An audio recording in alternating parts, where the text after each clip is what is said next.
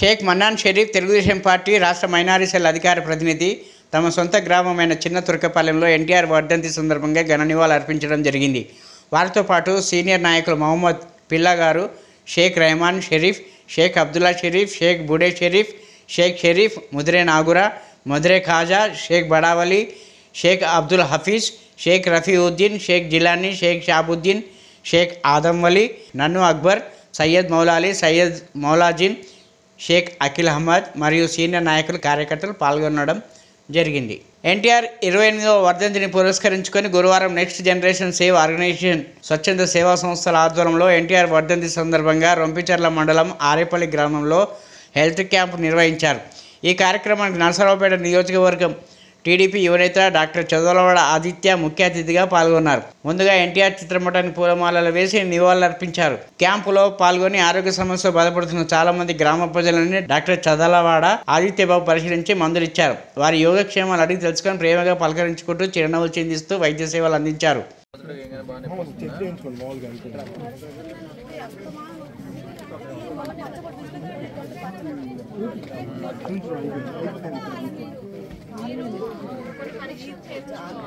చిప్పులంటి వాడతారు, గడ్డి వాడతారు,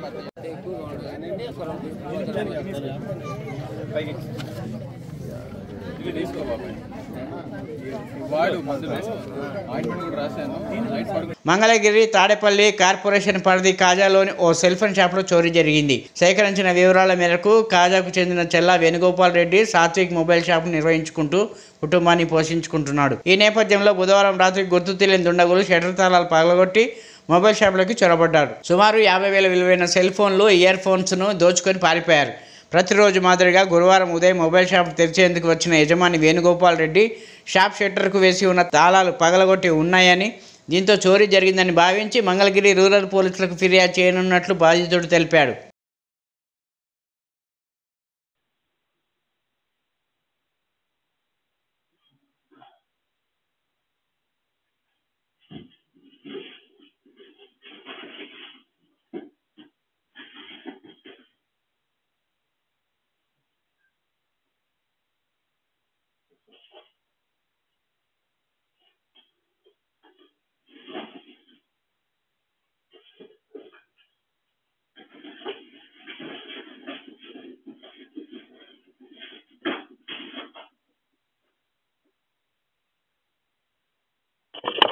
నరసరావుపేట పట్టణంలోని వైఎస్ఆర్ కాంగ్రెస్ పార్టీ సీనియర్ నాయకులు మరియు మాజీ కౌన్సిలర్ మాడిశెట్టి మోహన్ గారి అకాల మరణం చెందారు. మాడిశెట్టి మోహన్ అకాల మరణ వార్త తెలుసుకొని నరసరావుపేట గౌరవ శాసనసభ్యులు డాక్టర్ గోపిరెడ్డి శ్రీనివాసరెడ్డి గారు మాడిశెట్టి భౌతిక కాయాన్ని సందర్శించి నివాళులు అర్పించారు. ఈ సందర్భంగా డాక్టర్ గోపిరెడ్డి గారు మాట్లాడుతూ మాడిశెట్టి మోహన్ మరణం వైఎస్ఆర్ కాంగ్రెస్ పార్టీకి తీరని లోటని, వారి కుటుంబ సభ్యులను ఓదార్చి వారి కుటుంబ సభ్యులకు అండగా ఉంటానని, అధైర్యపడవద్దని అన్నారు. నివాళులు అర్పించిన వారిలో పలువురు పార్టీ నేతలు, మాజీ కౌన్సిలర్లు, పార్టీ ముఖ్య నాయకులు, మాడిశెట్టి మోహన్ గారి అభిమానులు తదితరులు పాల్గొన్నారు.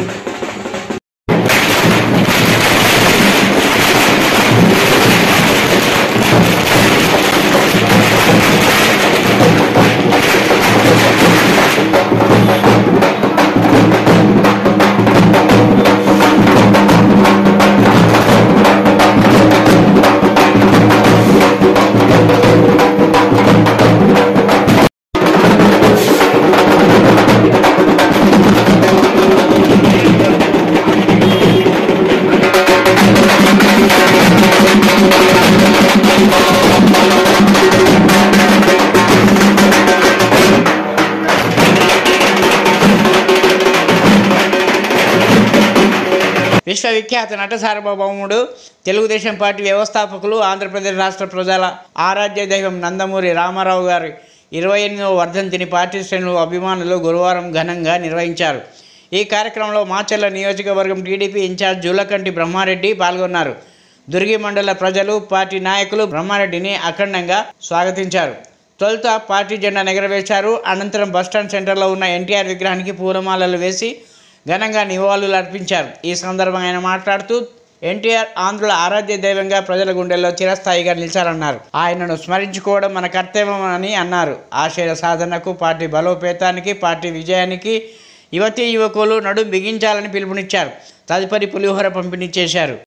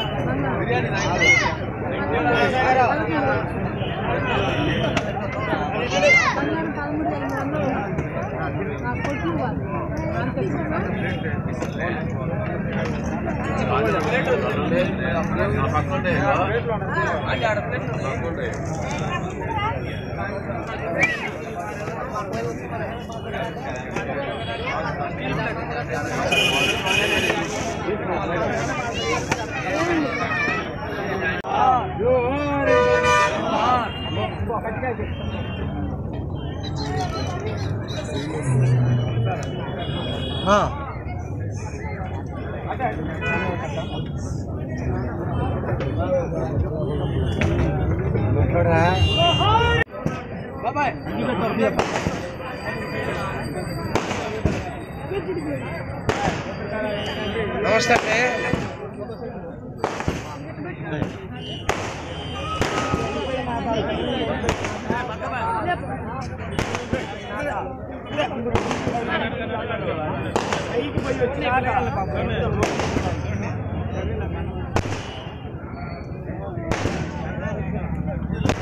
Andhra Pradesh electricity staff and workers union AITUC అనుబంధం యూనియన్ రెడ్ పవర్ డైరీ ఆవిష్కరణ కార్యక్రమం ఈ నెల 21వ తేదీన కడప నగరంలోని జిల్లా పరిషత్ హాలులో జరగనందునున్న కార్యక్రమానికి సంబంధించిన గోడపత్రిక ఆవిష్కరణ కార్యక్రమం నరసరావుపేట, పల్నాడు జిల్లా ఏఐటీయూసీ కార్యాలయంలో United electricity contract workers union AITUC అనుబంధం పల్నాడు జిల్లా అధ్యక్షులు సిద్ధాబత్తుని ప్రసన్న కుమార్ గారి ఆధ్వర్యంలో జరిగింది. ఈ కార్యక్రమానికి ముఖ్య అతిథులుగా ఏఐటీయూసీ పల్నాడు జిల్లా ప్రధాన కార్యదర్శి కాసా రాంబాబు గారు, నరసరావుపేట నియోజకవర్గ అధ్యక్షులు ఉప్పలపాటి రంగయ్య, కార్యదర్శి వైదవ వెంకట్ గారు హాజరైనారు.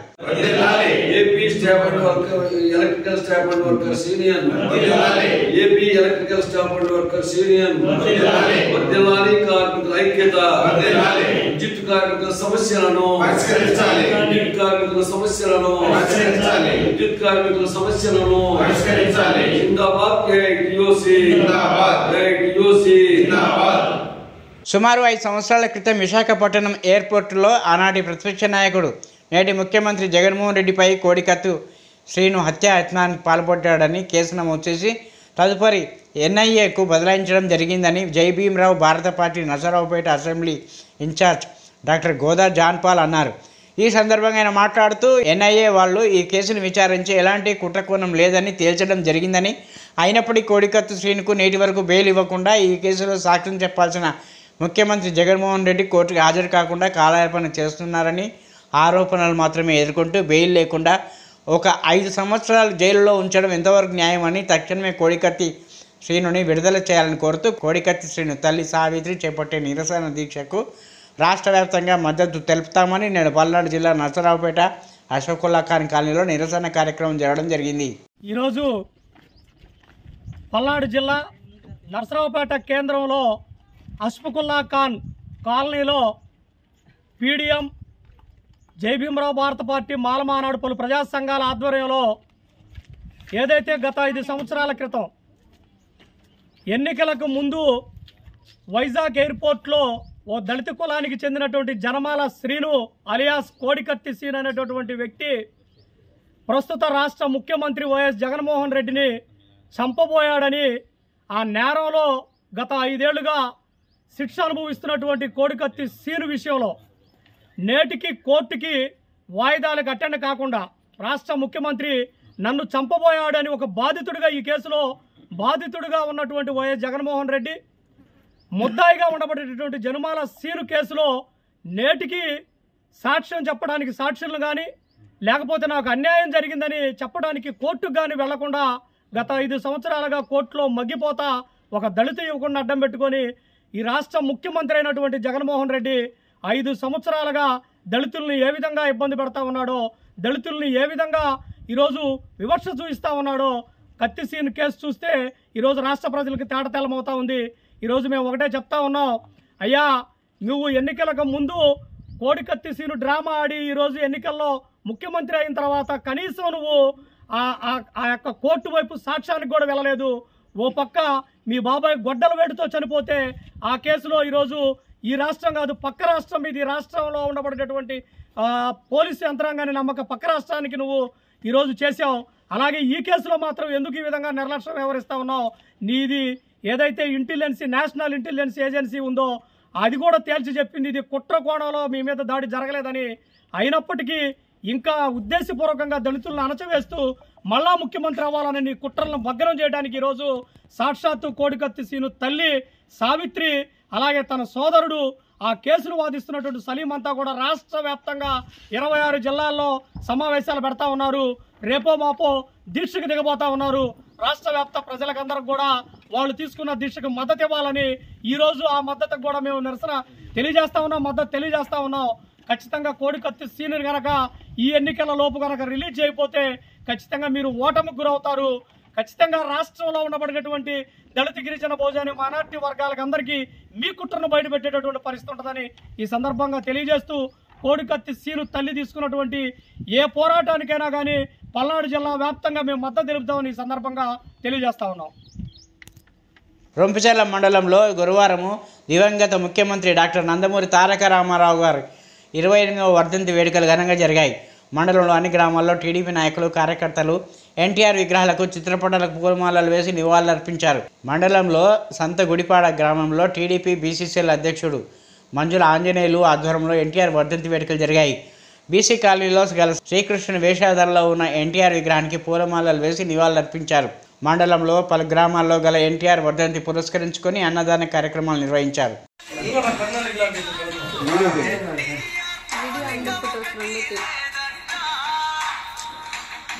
సిద్దిపేట జిల్లా గజ్వేల్ పట్టణంలోని ఓ ప్రైవేట్ ఫంక్షన్ హాల్లో గజ్వేల్ బీఆర్ఎస్ పార్టీ కృతజ్ఞత సభకు మాజీ మంత్రి హరీష్ రావు, ఎమ్మెల్సీ యాదవ్ రెడ్డి, వంటేరు ప్రతాప్ రెడ్డిలు హాజరైనారు. ఈ సందర్భంగా హరీష్ రావు మాట్లాడుతూ కేసీఆర్తోనే గజ్వేల్ త్రాగునీరు, సాగునీరు సమస్య పోయిందని, గజ్వేల్ అభివృద్ధి ముందుకు పోయిందని, ప్రజల కోసం నా తలుపులు 24 గంటలు తెరిచే ఉంటాయి. తెలంగాణ ఉద్యమంలో నేను పోని పోలీస్ స్టేషన్ లేదు. ఉద్యమాలు, పోరాటాలు, పోలీస్ స్టేషన్లు బీఆర్ఎస్ పార్టీకి కొత్త కాదు. కార్యకర్తలు ఎవరు అధైర్యపడవద్దు, మీకు అండగా నేను ఉంటానని ఈ కార్యక్రమానికి municipal chairman Rajamouli, municipal councillor, మండల అధ్యక్షులు, బీఆర్ఎస్ కార్యకర్తలు పెద్ద సంఖ్యలో పాల్గొన్నారు.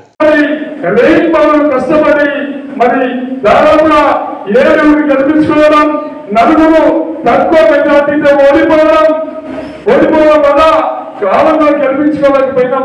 ఇలా మన మెదక్ జిల్లా మాదిరిగా రాష్ట్రంలో ఉమ్మడి జిల్లాలు ఇంకా 9 కూడా మన మాదిరిగా అడిషన్ల మాదిరిగా కష్టపడి ఉంటే ఇలా 70 నుంచి 80 స్థానాల్లో మన అక్కడ ఉన్నటువంటి స్థానిక నాయకత్వం కానీ అక్కడ ఉన్నటువంటి ఎమ్మెల్యేస్ కానీ మరి అదేవిధంగా మనం అందుబాటులో ప్రజలకు లేకపోవడం వల్ల కూడా కొంత నష్టం జరిగిందని తెలియజేస్తా ఉన్నా. నాయకుడు మాంద్యులవుతారు. 2000 ఇచ్చేది కాదు, ఇక మీకు 4000 తయారున్నాయి. 4000 ఇచ్చుడే అన్నారు, వచ్చినాయా? అదే మీరు కరెంట్ బిల్లులే కట్టకూడదు, ఇక ఫ్రీ కరెంట్ అన్నారు. బుక్కు విని కరెంట్ వాళ్ళ చెవుల బిల్లులు వసూలు చేస్తున్న పరిస్థితి.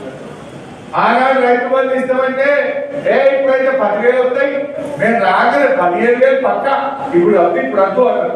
వచ్చినాయే 15,000. 15,000 ఆ 10,000 కూడా పుట్టి కట్టారు. అంటే ఇలా ఎన్ని రకాలు అదే వడ్లు అమ్ముకోకూరి మేము వస్తున్నాం. 500 బోనస్ తయారున్నాయి అన్నారు. ఇచ్చినారే కొంత వారకాలం పడ్డది బోనస్ ఎగబెట్టిండు. రుణమాఫీ పట్టలేదు. రైతు బంధు 15,000 అన్నారు, మాట తప్పిండు. మొన్న అసెంబ్లీలో మీరు చూసుకుంటారు. అరే నిరుద్యోగ గుర్తిస్తామన్నారు, అది ఎప్పటి నుంచి ఇస్తారంటే ఉప ముఖ్యమంత్రి బడ్మీ విక్రమార్క గారు వేసి నేను ఎక్కడ చెప్తున్నా మేము చెప్పలేదు. వాళ్ళ మేనిఫెస్టో తెలియదా? అసెంబ్లీ సాక్షిగా నిరుద్యోగం గురించి చెప్పలేదని ఇవాళ చేతులు ఎత్తేసింది కాంగ్రెస్ పార్టీ. సిద్దిపేట జిల్లా దుబ్బాకలో మాల మహానాడు రాష్ట్ర కోఆర్డినేటర్ ర్యాంకం శ్రీరాములు, నాయకులు కాల్వ నరేష్ ఆధ్వర్యంలో మీడియా సమావేశం నిర్వహించారు. ఈ సందర్భంగా వారు మాట్లాడుతూ కాంగ్రెస్ ప్రభుత్వం అద్దంకి దయాకర్ ఒక దళితుడనే ఎమ్మెల్సీ పదవి ఇస్తానని ఆశ చూపి ఢిల్లీకి పిలిపించుకొని వాపస్ పంపించడం అత్యంత దారుణమని అన్నారు. ఇప్పటికైనా కాంగ్రెస్ ప్రభుత్వం ఆత్మవిమర్శ చేసుకొని అద్దంకి దయాకర్ ఎమ్మెల్సీ పదవి నుంచి మంత్రి పదవి ఇచ్చి దళిత అభ్యున్నతికి కాంగ్రెస్ ప్రభుత్వం చేయూతనివ్వాలని అన్నారు. ఈ కార్యక్రమంలో బ్రహ్మ బహుజన నాయకులు బోనాల యాదగిరి, నవాబ్ తదితరులు పాల్గొన్నారు. నాయకుడు అద్దంకి దయాకర్ గారు ఎస్సీ ఎస్టీల కోసం అహర్నిశలు పోరాడుతున్నటువంటి వ్యక్తికి ఈరోజు కాంగ్రెస్ పార్టీలో ఉన్నటువంటి అగ్రవర్ణ కులాల నాయకులు మాట ఇచ్చి ఒక దళిత బిడ్డను మోసం చేయడం చాలా బాధాకరమైన విషయం. తుంగతుర్తి విషయంలో 2 సార్లుగా ఎమ్మెల్యేగా పోటీ చేసి ఆ పార్టీ నాయకులే ఈయన గెలిచే పార్టీలో ఒక అద్భుతమైనటువంటి ముందుకు దూసుకుపోతాడనే ఉద్దేశంతో ఆయనను ఓడిపించి కేవలం 1000 ఓట్లతోనే ఓడిపోయారు. అలాంటి వ్యక్తికి నిన్నటి రోజు ఎమ్మెల్సీ టికెట్ ఇస్తా అని చెప్పేసి ఆ నామినేషన్ వేయించి కూడా ఈరోజు ఆయనకు ఎమ్మెల్సీ టికెట్ అందులో నుంచి తీసేసి 2 వ్యక్తులకు చేకూర్చడం చాలా బాధాకరమైన విషయం. ఒక దళితుని పట్ల కాంగ్రెస్ పార్టీ చేస్తున్నటువంటి అన్యాయాన్ని మేము తీవ్రంగా ఖండిస్తున్నాం. రాష్ట్ర లెవెల్లో ఎస్సీ ఎస్టీ బీసీల మందరం కూడా ఏకమై అద్దంకి దయాకర్ గారికి యథావిధిగా రాష్ట్రంలో ఎమ్మెల్సీ హోదానిప్పించి మంత్రి పదవి ఇవ్వకుంటే రాష్ట్ర వ్యాప్తంగా గొడవలు చేస్తామని చెప్పేసి కూడా మేము తెలియజేస్తా ఉన్నాం. సంగారెడ్డి జిల్లా సదాశివపేట మున్సిపల్లో అవినీతి తిమింగలాలను పట్టుకున్న ఏసీబీ అధికారులు సదాశివపేట పట్టణంలో నూతనంగా నిర్మించిన ఇంటి నెంబర్ కేటాయించడానికి మున్సిపల్లో 10,000 రూపాయలు తనను లంచం అడుగుతున్నారని ఫిర్యాదుదారుడు గత నెల 22న ఫిర్యాదు చేయగా ఈ రోజు ఫిర్యాదుదారులు డబ్బులు ఇస్తున్న క్రమంలో ఏసీబీ అధికారులు రెడ్ హ్యాండ్గా పట్టుకొని లంచం తీసుకుంటున్న వ్యక్తులు మున్సిపల్ ఆర్ఐ వెంకట్రావు, అవుట్సోర్సింగ్ ఉద్యోగి వేణుగోపాల శర్మను అదుపులోకి తీసుకొని విచారిస్తున్నారు. వీరిపై తగిన చర్యలు తీసుకుంటామని అధికారులు పేర్కొన్నారు.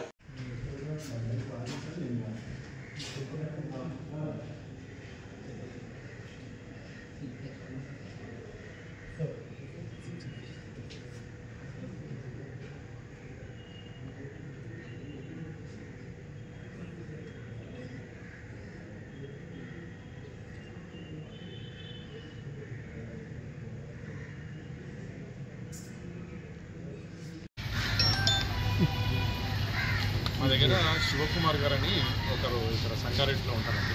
ఆయన ఒక కంప్లైంట్ మా దగ్గర నమోదు చేయడం జరిగింది. ఆయన ఏమనంటే 25 సెప్టెంబర్ 2023లో ఆయన వాళ్ళు ఒక కొత్త ఇల్లు కట్టుకున్న తర్వాత వాళ్ళ ఇంటికి ఒక నంబర్ అలాట్ చేయమని చెప్పి ఇక్కడ ఒక అప్లికేషన్ ఇవ్వడం జరిగింది ఇక్కడ సదాశివపేట మున్సిపల్ ఆఫీస్. దానికి అనుగుణంగా కావాల్సిన డాక్యుమెంట్స్ ఏవైతే ఉన్నాయో అన్నీ కూడా ఇక్కడ సబ్మిట్ చేయడం జరిగింది. దానికి ప్రకారము ఇక్కడ వచ్చేసి వాళ్ళని రిక్వెస్ట్ చేస్తూ ఇట్లా సో దర్యాప్తు ఏదైతే దానికి అనుగుణంగా ఇవ్వాల్సిన డాక్యుమెంట్స్ ఏదైతే అన్నీ నేను సబ్మిట్ చేసిన నాకు నా ఇంటికి నంబర్ని అలాట్ చేయమని చెప్పి రిక్వెస్ట్ చేస్తే వీళ్ళు చూద్దామని చెప్తూ దాదాపు ఒక 8-10 సార్లు కూడా తిరిగిన తర్వాత లాస్ట్లో ఒక రోజు మాత్రం ఆయనకు ఒక మెసేజ్ వచ్చింది. ఆ మెసేజ్లో ఏంటంటే మీ యొక్క దర్యాప్తుని మీ యొక్క దరఖాస్తు స్వీకరించడం జరిగింది. ఆ దరఖాస్తు ప్రకారం వెంకట్రావు గారు మీ యొక్క ఇంటి నెంబర్ అలాట్మెంట్ దాన్ని వెరిఫికేషన్ చేస్తున్నారు, అతన్ని కావాలని చెప్పి వచ్చిన తర్వాత అతను సరే నా యొక్క దరఖాస్తును వీళ్ళు స్వీకరించి ఇన్వెస్టిగేషన్ చేసి వెరిఫై చేసి ఇంటి నెంబర్ అలాట్ చేసి కానీ సంప్రదింపులు వచ్చి ఆ కన్సర్న్ వెంకట్రావు గారిని కలవడం జరిగింది. ఆయన వెంకట్రావు గారు అని చెప్పి ఇక్కడ రెవెన్యూ ఇన్స్పెక్టర్ పనిచేస్తారు. ఆయన కలిస్తే ఆయన అన్నాడు దాదాపు 10,000 రూపాయలు ఖర్చు అవుతాయి, దీనికి మీరు 10,000 రూపాయలు లంచం ఇస్తే నేను ఇమీడియట్గా మీకు హౌస్ నెంబర్ని అలాట్ చేస్తాను అని చెప్పి చెప్పడం జరిగింది. అయితే ఆ హౌస్ నెంబర్ని అతను ప్రాసెస్ చేసి అలాట్ చేయాలి. దానికోసం అని చెప్తే ఇతను రిక్వెస్ట్ చేసినట్టు లేదు సార్, ఆల్రెడీ మా ఇంటికే బాగా డబ్బులు ఖర్చు అని అంతకన్నా నేను ఇచ్చుకోలేను అవుతానంటే లేదు ఇవ్వాల్సిందే అని చెప్పానంటే సరే సార్ నేను ట్రై చేస్తానని చెప్పేసి అతను బయటకు వచ్చిన తర్వాత మమ్మల్ని అప్రోచ్ చేసి మాకు ఏసీబీలో సంగారెడ్డి ఆఫీస్లో ఆయన ఒక కంప్లైంట్ ఇవ్వడం జరిగింది.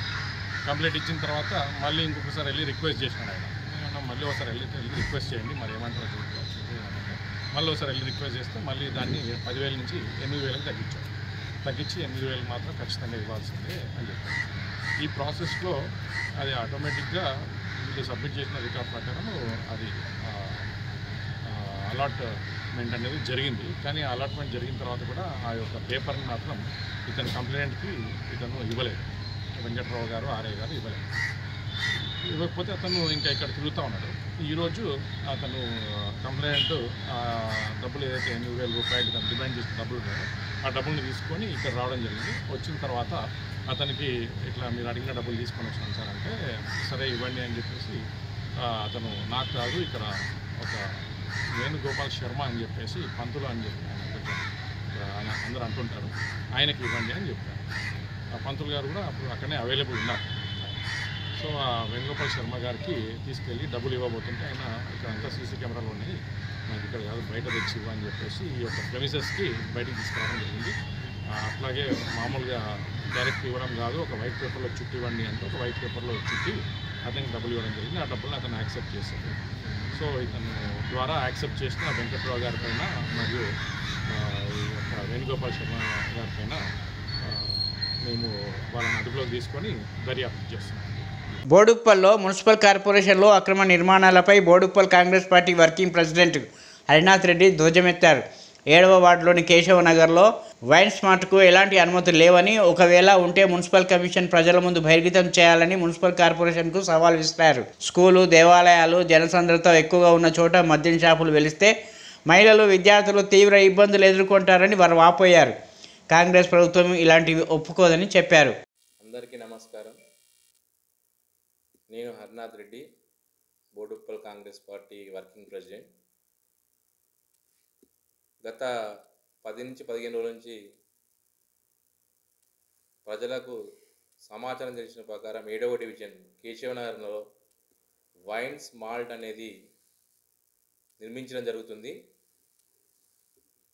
ఆ వైన్స్ మాల్ట్ అనేది జన సాంద్రత గల కాలనీల చుట్టూ, అపార్ట్మెంట్స్ పక్కన, స్కూల్ సిద్ధార్థ స్కూల్ ముందు, హాస్పిటల్ ముందు, దాని దగ్గర పెట్రోల్ బంక్ ముందు పెట్టడం జరుగుతుంది.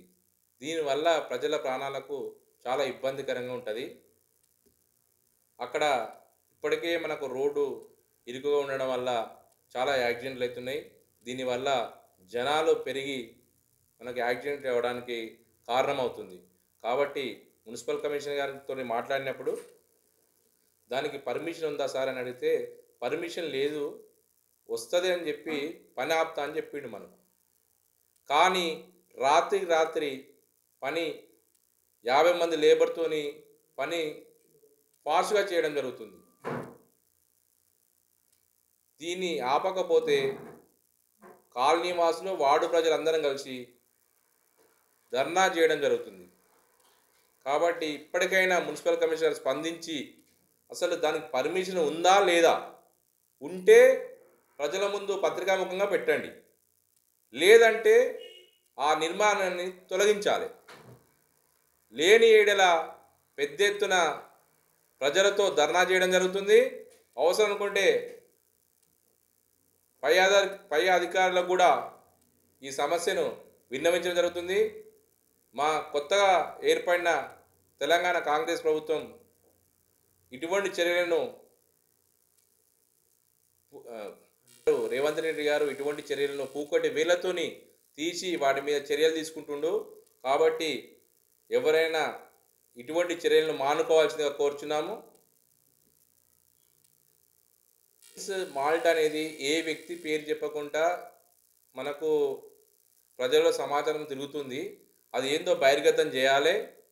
ఎవరున్నా కానీ ఈ వైన్స్ను ఇక్కడి నుంచి వెళ్ళి వేరే దగ్గర షిఫ్ట్ చేసుకోవాల్సిందిగా కోరుచున్నాము. ప్రజలకు ఇబ్బంది పెట్టొద్దు. మనము ప్రజల కోసమే, మనము ఏ గవర్నమెంట్ ఉద్యోగం అయినా కానీ, ప్రజాప్రతినిధి కానీ ప్రజల కోసమే మనం పాటుపడతాం. కాబట్టి ప్రజల కోసం మనం ఏదైనా ఏ పనైనా మంచి కోసం చేయాలి. చెడు కోసం చేసి అనవసరంగా ప్రజల ప్రాణాలతో చెలగాడొద్దని కోరుచున్నాను. కమిషనర్ దగ్గరికి నేను వాట్సాప్ మెసేజ్ పెట్టినా, కంప్లైంట్ పెట్టినాము. పని ఆపాలని చెప్తే పని ఆగింది.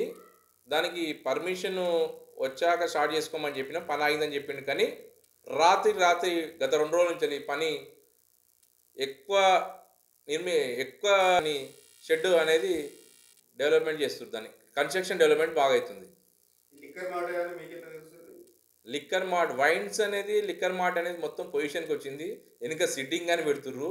కనీసం బోడుప్పల్ కాదు, హైదరాబాద్లో కూడా లేదు, తెలంగాణలో కూడా ఇది ఇంత పెద్ద వైన్స్ ఒక 3000 గజాల్లో కడుతురంటే అర్థం చేసుకోండి మీరు. దాని మీద ఎన్ని లాభాలు ఉంటాయి ఏందని ప్రజలారా మీరే ఆలోచించండి. పక్కన అపార్ట్మెంట్ వాళ్ళు కూడా మన మన ఎక్సైజ్ డిపార్ట్మెంట్ మినిస్టర్ గారికి ప్రతి ఒక్కరి కంప్లైంట్ పెట్టారు. దాని మీద 2-3 రోజుల్లో అది మనకు బయటకు వస్తుంది. కాకపోతే మన లోకల్ ఉన్న మున్సిపల్ కమిషనర్ గారు దీని మీద నివారణ చర్యలు చేపడుతుందని మన పత్రికాముఖంగా చెప్పాలి. ఎంతటి వారినైనా ఉపేక్షించలేదని మా రేవంత్ రెడ్డి గారి ఆదేశాల మేరకు ఎవరైనా వదిలిపెట్టాం. అది బీఆర్ఎస్ పార్టీ కానీ, కాంగ్రెస్ పార్టీ కానీ, బీజేపీ అయినా కానీ ఎవరు తప్పు చేస్తే ఊరుకునేది లేదని మా రేవంత్ రెడ్డి అన్నగారు చెప్పారు. మేము కూడా అలానే ఆయన ఫాలో అవుతుంటాము. కాబట్టి తక్షణమే ఈ కన్స్ట్రక్షన్ను తొలగించవలసిందిగా కోరుచున్నాం. ఇది ఆపాలే, లేదంటే పర్మిషన్ ఉంటే అందరికీ పత్రికాముఖంగా చూపియండి. మేము అది చూసినాక మేము దాని మీద మాట్లాడతాం. మేమే ప్రజలతోని మున్సిపల్ ఆఫీస్ ముట్టడి చేస్తాం. అవసరంగా ఉంటే మన నిర్మాణం దగ్గరకు వచ్చి కూడా ధర్నా చేస్తామని హెచ్చరిస్తున్నాం.